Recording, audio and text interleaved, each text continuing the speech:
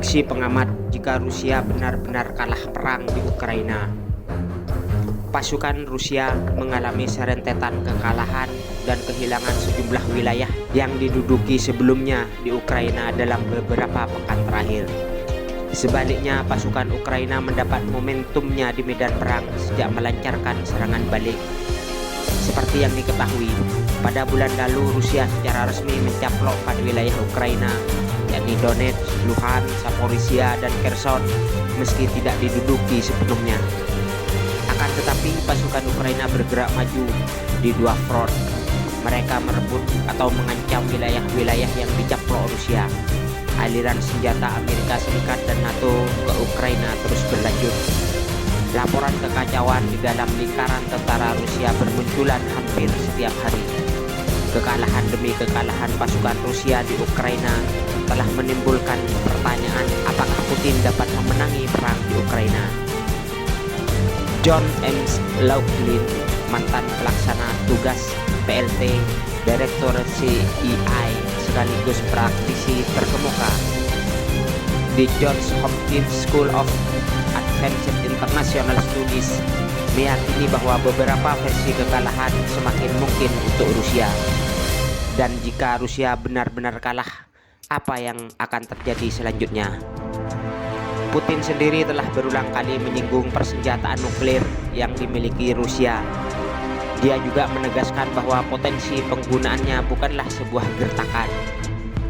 Apakah dia akan melangkah sejauh itu? Tidak dapat diketahui, bahkan mungkin bagi Putin sendiri, tulis McLaughlin Digger. McLaughlin menuturkan, doktrin Rusia memang mengizinkan penggunaan senjata nuklir taktis jika pasukan konvensionalnya kewalahan. Namun hal tersebut belum pernah terjadi di medan perang. Gedung Putih dan Pentagon pasti telah memperhitungkan skenario tanggapan potensial seperti itu. Tidak diragukan lagi, rekan-rekan mereka di Eropa juga demikian, ujar McLaughlin. Dia menambahkan mungkin peluang terbaik yang bisa diberikan siapapun tentang Putin menjadi nuklir adalah peluangnya tidak nol. Dia juga bilang bahwa Barat tidak akan pernah mengesampingkan potensi penggunaan senjata nuklir di Rusia.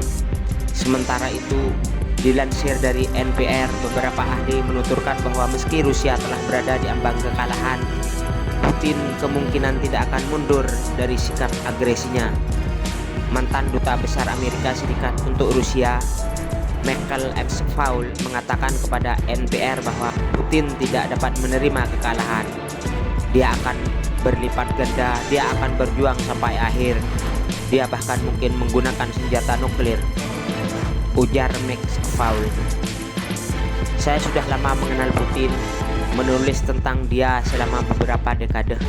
Itu akan menjadi prediksi saya juga, sambung Max Faul.